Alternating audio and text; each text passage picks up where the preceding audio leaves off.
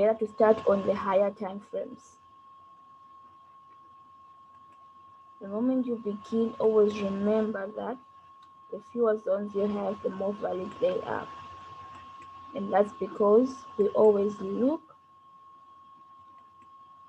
at the area that's nearest to where price is at. Everything else that's not near where price is at is not in question right now.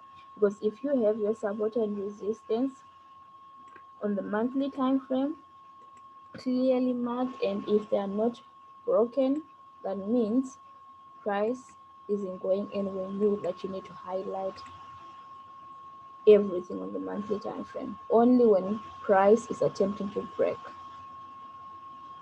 or when price is now close to your monthly zones.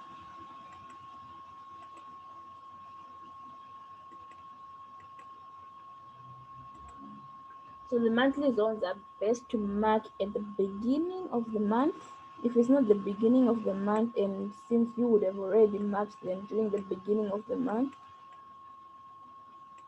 it's something not to worry about all the time. And then the rest, it's better to mark them.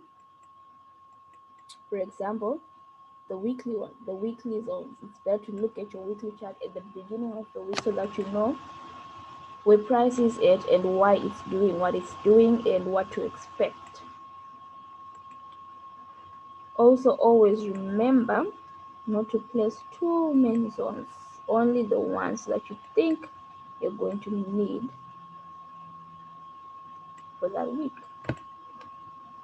The fewer zones you have, the more valid they are. The more zones you have, the most likely you are following the wrong zones. You're trying to react to everything and anything that you're not supposed to be reacting to.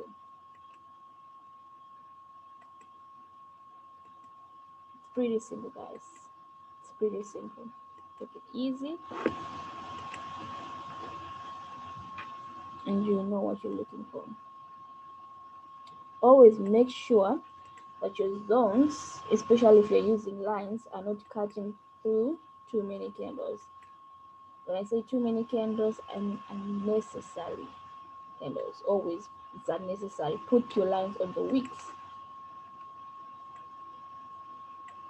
You are allowed to adjust your lines. If you put it on the bigger time frame and then you go on the smaller time frame and you see that it's cutting through candles, you are allowed to put it on the wicks, because it's all one big chart that's broken down into smaller time frames, so it's all the same.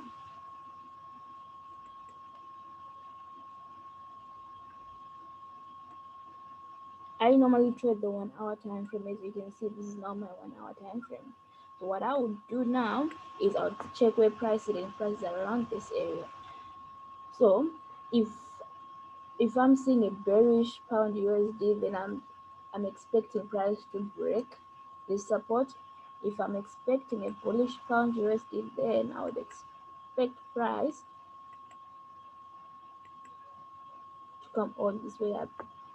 If price was to break this minor support right now, this could be a good trade to trade for a bullish pound USD. However, you also have to watch out about this area that's right here.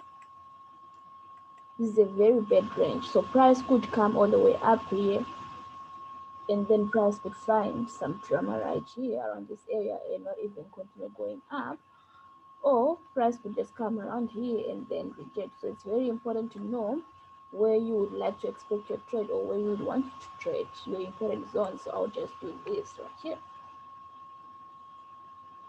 These would be my zones that I would expect to get triggered or broken. If price comes all the way here and rejects, then I would expect price to drop even to the previous support, now support. If price breaks here, then I'm expecting price to go to the next resistance. And that's all. I do not do the lower time frames. 1 hour is big enough. The rest isn't really necessary.